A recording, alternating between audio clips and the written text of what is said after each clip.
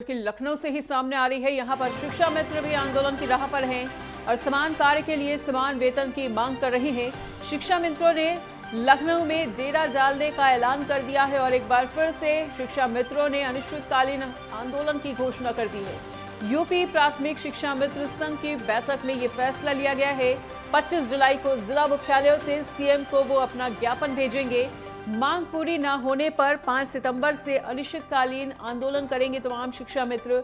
परिषदीय स्कूलों के शिक्षकों को भी आंदोलन करने के लिए कहा गया है। तो देखिए, बड़ी खबर, बड़ी जानकारी आपको बता रहे हैं। समान कार्य के लिए समान वेतन की मांग कर रहे हैं तमाम शिक्षा मित्र, जो अपनी मांगों को लेकर अब लखनऊ में डेरा डालेंगे और शिक्षा मित्रों ने अनिश्चितकालीन आंदोलन की घोषणा भी कर दी है। यूपी प्राथमिक शिक्षा मित्र संघ की बैठक में ये फैसला लिया गया है और लगातार हमारे साथ हमारे प्रमुख संवाददाता लालचंद जुड़े हुए हैं। तो लालचंद, देखिए, शिक्षा मित्र भी अब आंदोलन की राह पर हैं और एक बार फिर से लखनऊ की सड़कों पर शिक्षा मित्रों का संग्राम देखने को मिलने वाला है। अनिश्चितकालीन आंदोलन की बात कही गई है, क्या कुछ जानकारी?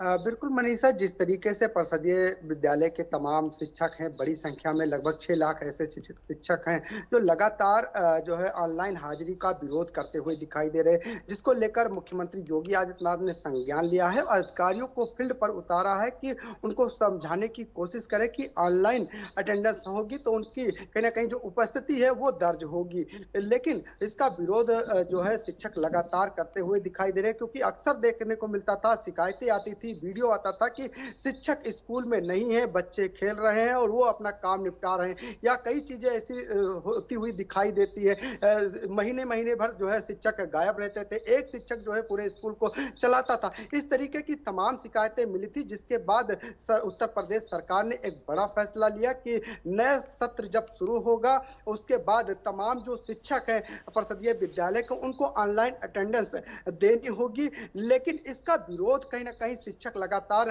करते हुए दिखाई दे रहे हैं। फील्ड पर अफसरों को उतारा गया है, वो जो है तमाम शिक्षकों को समझाने की कोशिश करते हुए दिखाई दे रहे हैं, लेकिन वो मान पाते हैं या नहीं। लेकिन इस तरीके से विरोध प्रदर्शन अभी भी जारी है। लेकिन इसी बीच देखने को मिल रहा है कि जिस तरीके से यूपी शिक्षा मित्र संघ के द्वारा भी एक बैठक की गई है लखनऊ में दारुसफा पर, जिसके बाद समान कार्य का समान वेतन करने की मांग कर रहे हैं। यानी कि माना जा रहा है कि अब शिक्षा मित्र भी कहीं ना कहीं आंदोलन की राह पर दिखाई दे रहे हैं, क्योंकि इसके पहले भी शिक्षक कहीं ना कहीं जो सैलरी बढ़ाने की बात किए थे, उसको लेकर लंबे समय तक उन्होंने विरोध प्रदर्शन किया था।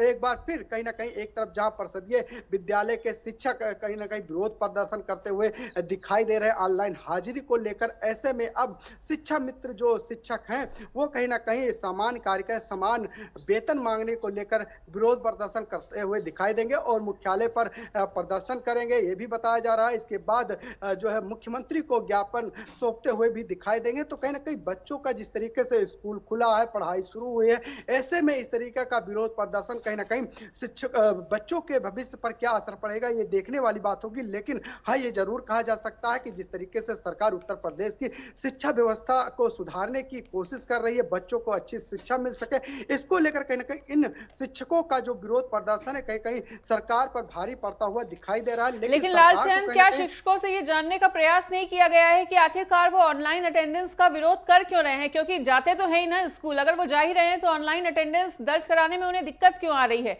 और अगर दिक्कत आ रही है तो इस विरोध प्रदर्शन को सरकार किस तरह से देखती है?